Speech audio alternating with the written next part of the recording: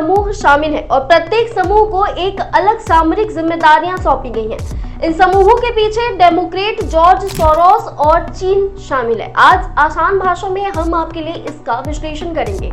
आगे बढ़ने से पहले अमेरिका से बाहर रहने वाले लोगों को पता होना चाहिए कि यूएसए में मुख्य रूप से कानून और व्यवस्था राज्य का विषय है, लेकिन अमेरिका में क्रॉस स्टेट अपराधों के लिए FBI, DEA, ATF और होमलैंड सिक्योरिटी जैसी संघीय एजेंसियां हैं।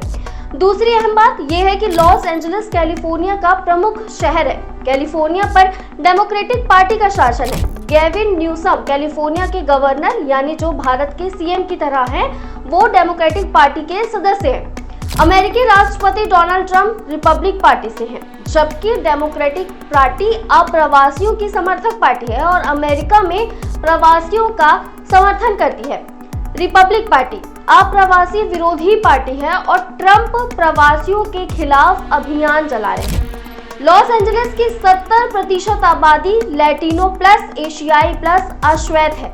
इनमें से कई प्रवासी हैं। इमिग्रेशन एंड कस्टम्स एनफोर्समेंट एक संघीय एजेंसी है और ट्रंप प्रशासन को रिपोर्ट करती है। अब आप घटनाओं का क्रम समझिए जो अभी तक हुआ है। 6 जून को ICE जो केंद्रीय एजेंसी है, उसने लॉस एंजलिस से 40 प्रवासियों को गिरफ्तार किया है। प्रवासियों ने हिंसक विरोध प्रदर्शन शुरू कर दिए। चूंकि डेमोक्रेटिक पार्टी की सरकार है और पुलिस गवर्नर को रिपोर्ट करती है, इसलिए पुलिस ने विरोध प्रदर्शनों को रोकने के लिए कोई ठोस कार्रवाई नहीं की। उनकी योजना ट्रंप पर उन गिरफ्तार प्रवासियों को रिहा करने के लिए दबाव डालने की थी और उन्हें सजा से समर्थन मिला क्योंकि पुलिस उनके अधीन है। ट्रंप एक कदम आगे बढ़े और हिंसा को रोकने के लिए संघीय एजेंसी नेशनल गार्ड्स को वहां तैनात किया। इसने दंगाइयों को और अधिक क्रोधित कर दिया, जिससे दंगा और भड़क गया। कैलिफोर्निया के गवर्नर न्यूसम नाराज हो गए और उन्होंने राज्य में इसके हस्तक्षेप पर विचार किया और कहा कि वो ट्रंप प्रशासन के खिलाफ कानूनी कार्रवाई करेंगे। ट्रंप फिर एक कदम आगे बढ़े और कल 700 मरीन के साथ 2000 और नेशनल गार्ड भेजे। अब इस पूरे मामले में FBI डायरेक्टर ने बड़ी प्रतिक्रिया दी है। उन्होंने साफ कहा है, मैं आपसे पूछ नहीं रहा हूं, मैं आपको बता रहा हूं। काश पटेल ने LA विरोध प्रदर्शनों पर गवर्नर गेविन न्यूसम को चेतावनी दी है। कैलिफोर्निया में केंद्र बनाम राज्य चल रहा है। अब राज्य कह रहा है कानून और व्यवस्था हमारी जिम्मेदारी है, हम इस पर गौर करेंगे। ट्रंप सरकार का कहना है कि संविधान को लागू करना हमारा काम है। चलिए, इतना तो अब आपने समझ लिया। तो अब बात करते हैं इन विरोध प्रदर्शनों के पीछे के लोगों की। तो इसमें सबसे पहले नाम आता है चिरला का। ये 1986 में स्थापित LA आधारित वामपंथी NGO है।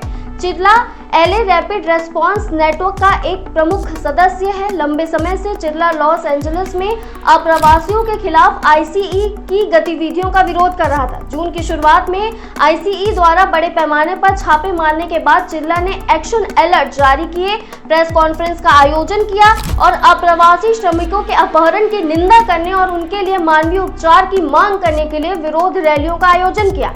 चिरला ने कानून प्रवर्तन आचरण और दस्तावेजीकरण करने के लिए पूरे सप्ताहांत में लीगल ऑब्जर्वर्स को अदालतों और डिटेंशन सेंटर्स में भेजा।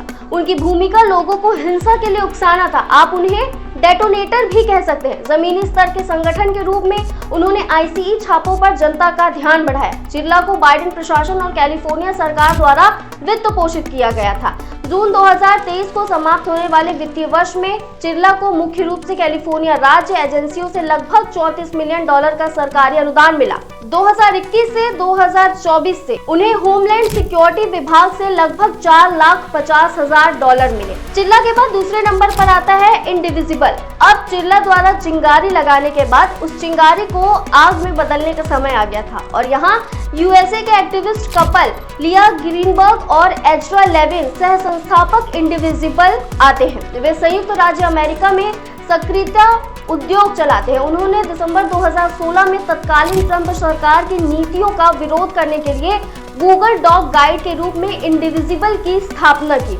वे एक्टिविस्ट तैयार करते हैं और अब तक वे हजारों बर्डिंग एक्टिविस्ट को प्रशिक्षण दे चुके हैं। वे बर्ड डॉगिंग गाइड, प्रेस परीक्षण, कानूनी कार्यशालाएं, स्ट्रेटजी सेशंस, मार्शल प्रशिक्षण, मांस को कैसे जुटाया जाए, इन सब बिंदुओं पर प्रशिक्षण प्रदान करते हैं। इन्हें जॉर्ज सोरोस द्वारा वित्त पोषित किया जाता है।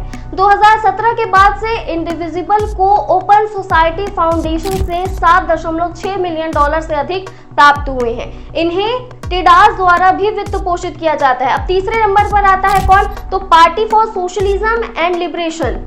ये 2004 में स्थापित एक मार्क्सवादी लेनिनवादी दूर वामपंथी राजनीतिक दल है। उनकी भूमिका प्रदर्शनकारियों को पर्चे और अन्य विरोध सामग्री वितरित करना था। उन्होंने national guard, go away, ice out of law जैसे नारे लगाए। कुल मिलाकर चिरला ने आग भड़काई जिसे कैलिफोर्निया की डेमोक्रेट सरकार और पिछली बाइडेन सरकार द्वारा वित्त पोषित किया जाता है। इंडिविजिबल ने आग लगाई जिसे जॉर्ज सोरोस द्वारा वित्त पोषित किया जाता है। पीएसएल ने सामग्री समर्थन की व्यवस्था की जिसे चीन द्वारा वित्त पोषित किया जाता है। इन्फेक्टेड कैलिफोर्निया के गवर्नर न्यूसम को स्वयं सोरोस द्वारा वित्त पोषित किया जाता है। कुछ और स्थानीय स्तर के कट्टरपंथी वामपंथी समूह जो इन दंगों का हिस्सा है। इन तीनों के अलावा अब उनके नाम आप जान लीजिए जो स्थानीय स्तर के कट्टरपंथी वामपंथी समूह हैं जो इन दंगों का हिस्सा है। पहला है SEIU यानी सर्विस एम्प्लॉयज इंटरनेशनल यूनियन, दूसरा AFT American federation of teachers, तीसरा LULAC league of United Latin American citizens, चौथा है DSA democratic socialist of America, पांचवा है फ्रीडम रोड सोशलिस्ट ऑर्गेनाइजेशन और छठा है यूनियन डेल बैरियो। इस तरह ये इकोसिस्टम काम करता है। इन सभी में आम बात कट्टरपंथी वामपंथी समाजवादी विचारधारा है। भारत के किसान विरोध प्रदर्शन में वही डैम, सोरोस, चीन, पारिस्थितिकी तंत्र पीछे था। यही वजह है कि आज हमें ये विश्लेषण आप तक पहुंचाना जरूरी था। तो कैसा लगा ये विश्लेषण हमें कमेंट में जरूर बताएं और ऐसे ही विश्लेषणों के लिए वयम भारत को सब्सक्राइब करना ना भूलें।